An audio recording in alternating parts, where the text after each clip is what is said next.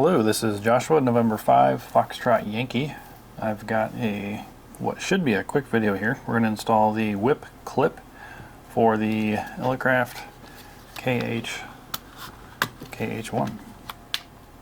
So you can put this logging tray on either side. I've used it a couple times on the right side. I might switch it to the left, but I think I'm going to go ahead and install the whip clip on the right side on these two holes.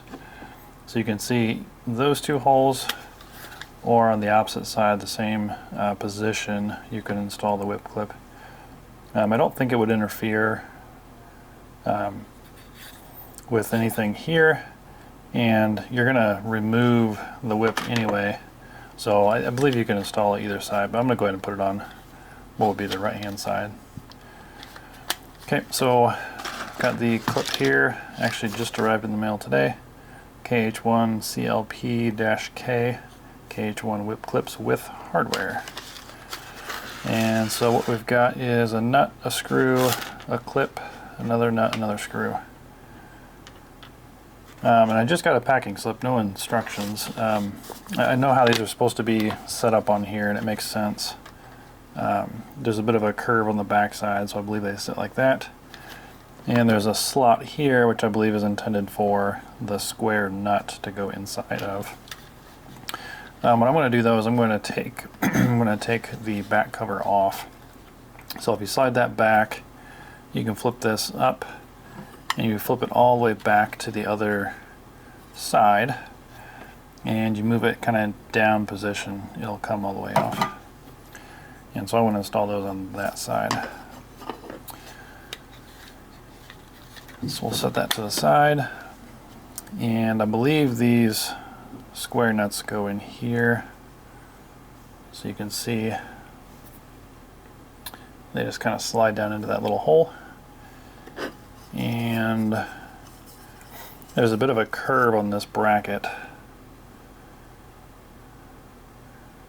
so you can see that curve mates up nicely with the back curve of the back panel. So we'll hold that in place. Actually, I think what I'm going to do, I'm going to put the screw, I almost need a third hand here. I'm going to put the screw into the back cover first. Make sure I get this orientated right. The opening with the square slot should be at the top. There we go.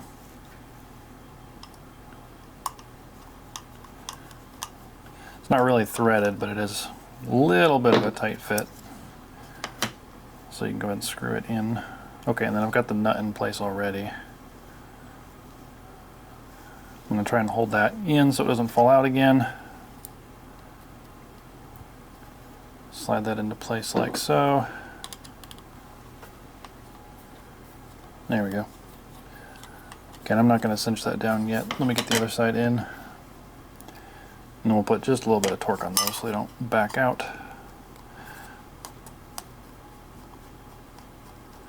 Okay, and these clips, as far as I can tell, are identical. And then they've actually got a small section here that has a little bit of like some ridges in it, and that's intended to hold on to the counterpoise wire, keep it from unraveling. Okay, and I forgot my nut, so put the nut inside there, hold that in place.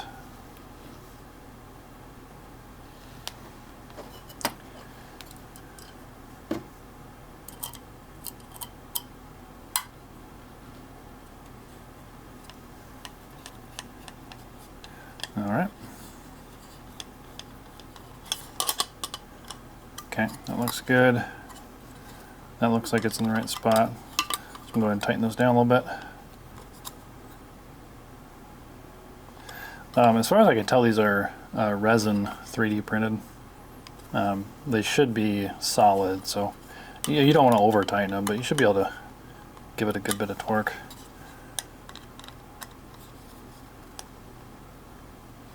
Okay, there it is. And so again, we'll flip it up, slide it into this groove, kind of lift it back up, and flip it around. Pull this out just a hair. There we go. I think it caught. Okay, so yeah, sure enough.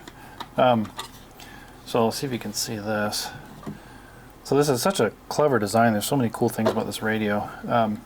The Allen head for adjusting the key is actually recessed down in here. It's got its own little spot, and there's also an extra nut here in case you happen to lose the one you've got on your radio in the field.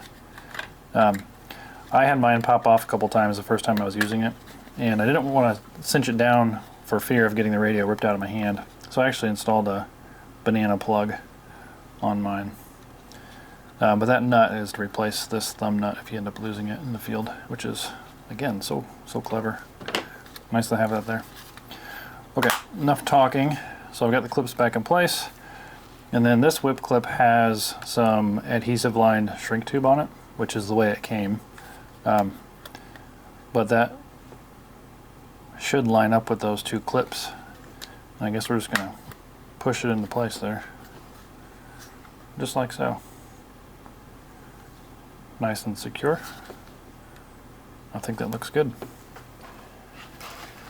And we'll utilize the little friction spots on there to capture the tail.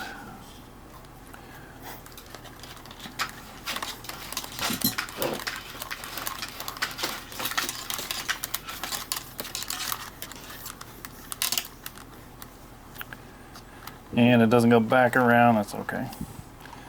It does come here though. So just kind of push it into place. Yeah, it looks like we can maybe capture the other side too. There we go. Very nice, I like that. Kind of keeps everything nice and secure. And let me grab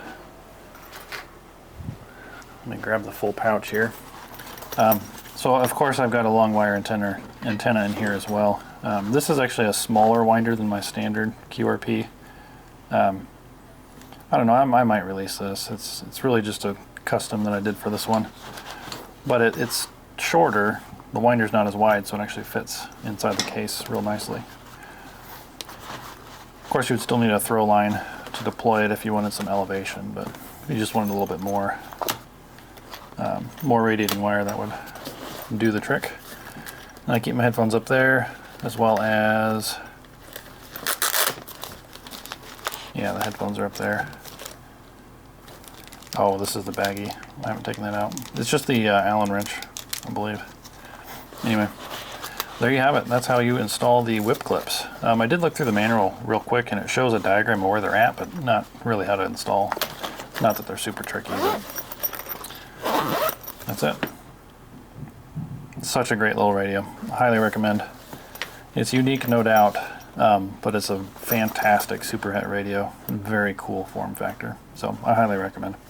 Anyway, thanks for watching. This is Joshua, November 5, Foxtrot Yankee 73.